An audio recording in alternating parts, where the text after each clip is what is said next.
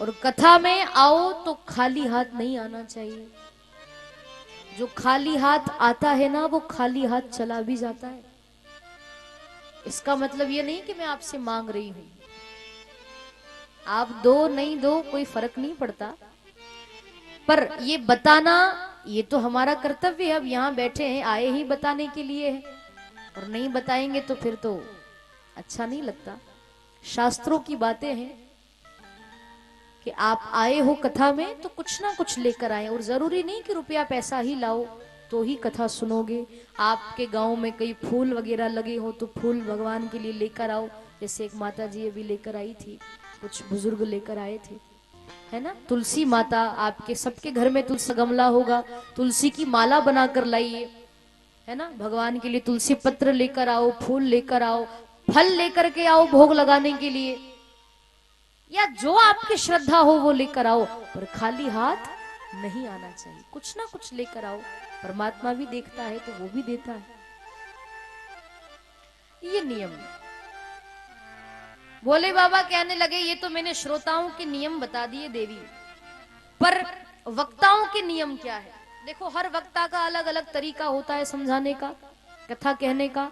कथा वही की वही है, पर कौन किस तरीके से समझाता है, कौन किस तरीके से समझाता है, सबका तरीका अलग अलग होता है, नियम अलग होते हैं।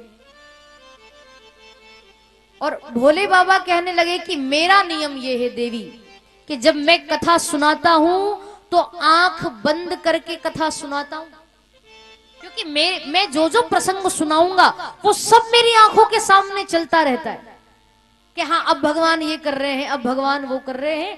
तो मैं जब आंख बंद करके कथा सुनाऊंगा तो तुम कथा सुन रही हो कि नहीं, इस बात का पता मुझे कैसे चलेगा, क्योंकि मेरी तो आंखें बंद रहेगी। अब तो मैं 7वें दिन ही आंख खोलूंगा। क्या किया जाए। पार्वती जी बोली चिंता मत करो, आप तो कथा सुनाओ, मैं आपको कथा के बीच बीच में ऐसे वो स्वर देती रहूंगी। वो हुकारा देते हैं ना, हाँ हाँ जी जी, किसी से बात करते हैं तो हाँ हूं करते ही है, वो हाँ हूं मैं करती रहूंगी, आपको पता चल जाया करेगा कि मैं कथा सुन रही हूं। तो वो अंडा वहां रखा हुआ था शिवजी के आसन के पीछे, जिस पर नजर बाबा की गई नहीं तो उसको हटाया भी नहीं, और बाबा आसन पर विराजमान है, श्रोता बनकर पार्वती जी बैठी हैं, और शिवजी कथा सुनाना प्रारंभ करते हैं। पहले दिन की कथा में उस अंडे के अंदर एक तोते का बच्चा प्रकट होता है। देखो, पहले दिन की कथा का परिणाम, अंडे के अंदर तोते का बच्चा प्रकट हुआ। दूसरे दिन की कथा में वो अंडा फूट गया और उसमें से एक तोते का बच्चा बाहर निकला। तीसरे दिन की कथा वो बच्चा सुनने लगा, बड़ा प्रसन्न होने लगा, क्योंकि भगवान की कथा तो बड़ी रसमयी है। कोई भी प्रसंग उठाकर देखो आप, बड़ा आनंद आता है। सुनने वाले सुनाने वाले अगर अच्छे हो तो कथा में आनंद भी आता है, और यहां तो भोले बाबा कथा कर रहे हैं तो आनंद क्यों नहीं आएगा। तो बड़ा आनंद लेने लगा वो बच्चा।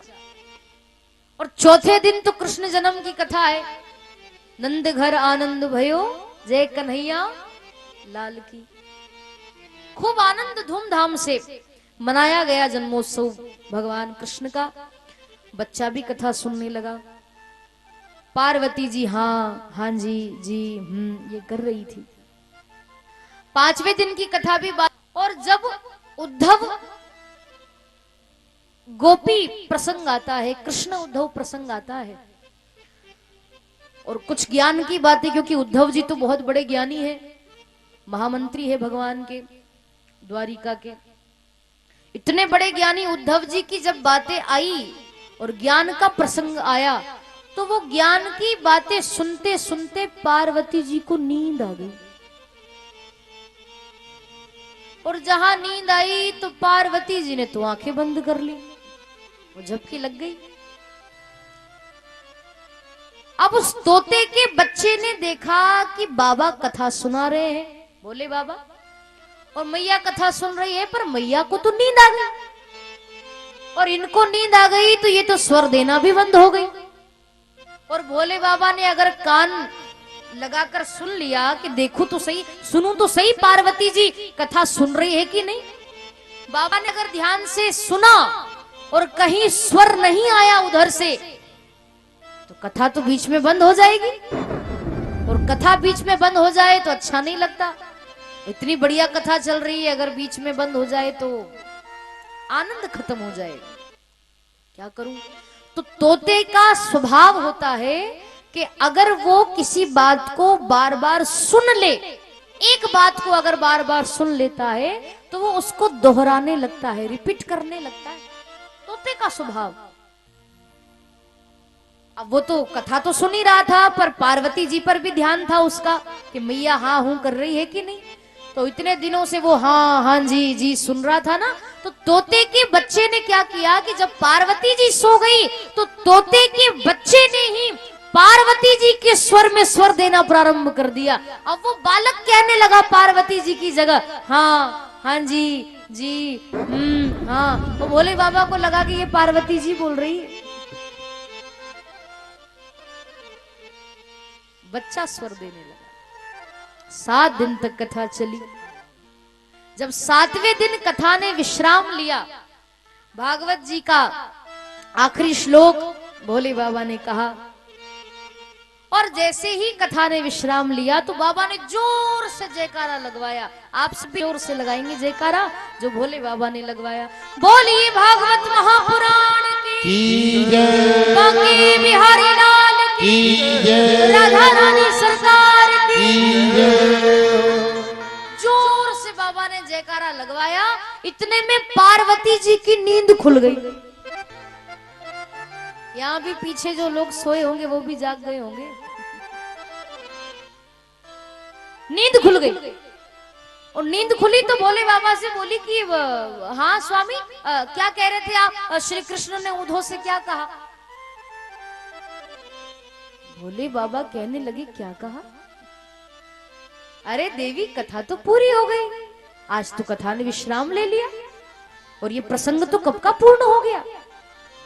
पार्वती जी बोली कि क्षमा करना, पर स्वामी मुझे तो कथा के बीच में नींद आ गई थी, मैं तो सो गई। भोले बाबा कहने लगे लो कर लो बात। अब तुम सो गई थी तो फिर वो स्वर कौन दे रहा था? इधर उधर देखा तो कोई दिखाई नहीं दिया, और पीछे मुड़ के देखा ना तो वो तोते का बच्चा अभी भी बोल रहा था हाँ हाँ जी अभी भी बच्चा स्वर दे रहा है। भोले बाबा ने देखा तो बड़े क्रोध में आ गए, अपना त्रिशूल उठाया और उस तोते के बच्चे को मारने के लिए दौड़े। आगे आगे तोते का बच्चा उड़ता हुआ जा रहा है, पीछे पीछे त्रिशूल लेकर भोले बाबा जा रहे, इसको मैं मार डालूंगा। और पार्वती जी चिल्लाने लगी, अरे बाबा कहाँ जा रहे हो? अरे छोड़ दो ना, कथा ही तो सुनिए, कौन सा आपका अपराध कर दिया, बाबा क्यों मारना चाह रहे हो? तब भगवान शिव ने बताया कि देवी कथा इसने सुनी इसीलिए इसको नहीं मार रहा हूं। कथा सुनी कोई बात नहीं, पर कथा को इसने विधि विधान से नहीं सुना। मैंने तो पहले कह दिया था कि कथा को सुनना है तो व्यास मंच के सामने बैठ करके सुनो, पांडाल में बैठकर कथा सुनो, व्यास पीठ के पीछे बैठकर कथा नहीं सुनना। और इसने कथा सुनी कोई बात नहीं, पर विधि विधान से कथा नहीं सुनी, इसीलिए इसको मारने जा रहा हूं। तो आगे आगे वो तोते का बच्चा और पीछे पीछे भोले बाबा वो त्रिशूल लेकर के उसके पीछे पीछे दौड़ने लगे। उड़ता हुआ तोते का बच्चा बद्रीनाथ धाम में आ गया, उत्तराखंड में,